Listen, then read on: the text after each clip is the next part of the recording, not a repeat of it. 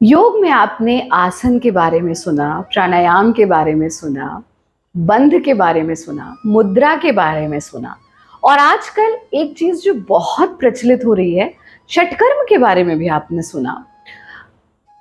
आजकल जो एक चीज बहुत प्रचलित हो रही है वो है गति। आपने अक्सर सोशल मीडिया पे बहुत सारे वीडियोस, बहुत सारे क्रिएटर्स के देखे होंगे, योग गति। पर आपके मन में एक प्रश्न बार बार उठता है, ये गति आखिर है क्या? गति का अर्थ क्या है? और क्या गतियां सचमुच में हमारे एलिमेंट्स को दूर कर सकती हैं?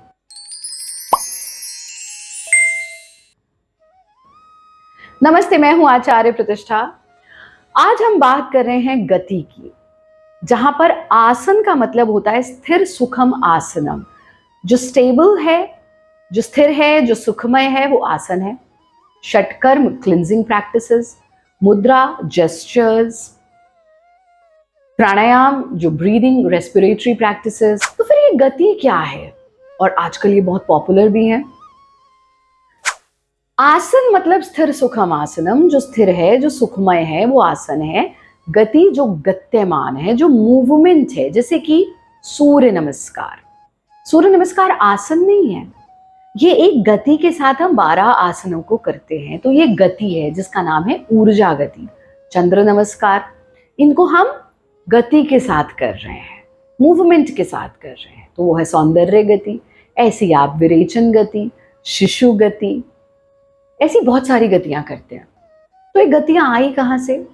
क्या ये योग की पारंपरिक प्रैक्टिसेस है? नहीं, ये योग की पारंपरिक प्रैक्टिसेस नहीं है। योग तो स्थिर सुखम आसनम, यानी हम कितने स्टेबल होकर के एक पॉस्चर में बैठते हैं। लेकिन समय के साथ साथ बहुत सारी चीज़ों में परिवर्तन आते हैं और बहुत सारे नए एक्सपेरिमेंट्स, नई चीज़ों की ज़रूरत, अनुसंधान की ज़रूरत होती है। तो मोक्षायतन योग संस्थान, जो देश की अग्रणी योग संस्था है, वहाँ वो एक अनुसंधान केंद्र भी है जहाँ गतियों का निर्माण किया गया। तो गतियों का निर्माण कहाँ हुआ? मोक्षायतन योग संस्थान में। क्या ये पारंपरिक प्रैक्टिसेस है? नहीं, ये कॉन्टेम्प्ररी प्रैक्टिसेस है, इस समय की प्रैक्टिसेस। इनको किसने बनाया? गतियों को।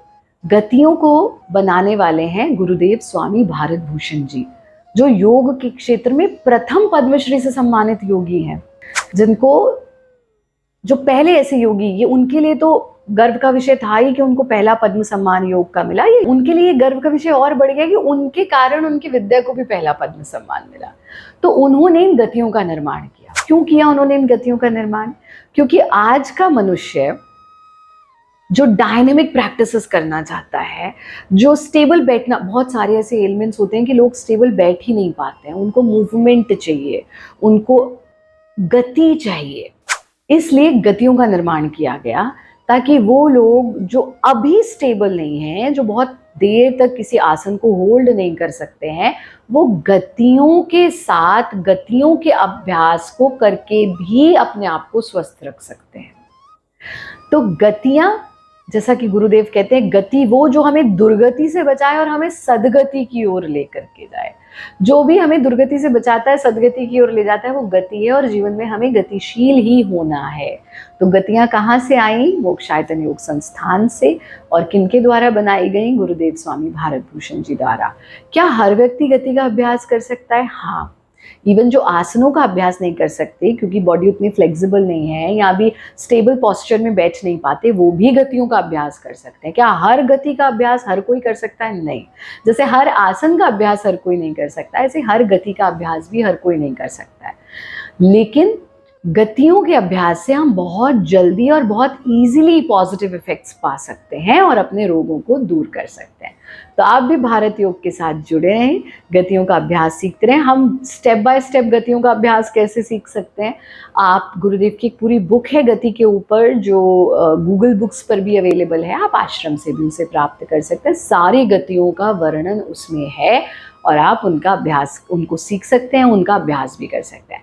या फिर आप भारत योग का टीचर ट्रेनिंग प्रोग्राम ज्वाइन करके भी गतियों का की नॉलेज प्राप्त कर सकते हैं। लेकिन याद रखना, चोरियोग्राफी नहीं करनी है। जो चीज़ जिसकी है, देखो, जब हम किसी की चीज़ को अपने नाम से सर्कुलेट करते हैं तो हमारे अंदर ईगो, अहंकार उत्पन्न होता है और योग हमें ईगो मुक्त करता है। तो हमें अगर ईगो मुक्त होना है, इसलिए गुरु शिष्य परंपरा है, ताकि अहंकार में मत रहो, अहंकार से दूर रहो, ईगो से दूर रहो, और अपने हमेशा याद रखो मेरा सोर्स ऑफ नॉलेज क्या है, मेरे गुरु। तो जब गुरु शिष्य परंपरा में हम होते हैं, हम अहंकार से दूर रहते हैं। आज के एपिसोड में इतना ही। आप हमारे साथ जुड़े रहें, हम समय समय पर आपके साथ और गतियों के बारे में शेयर करते रहते हैं। आप सब खुश रहें। हरिओम।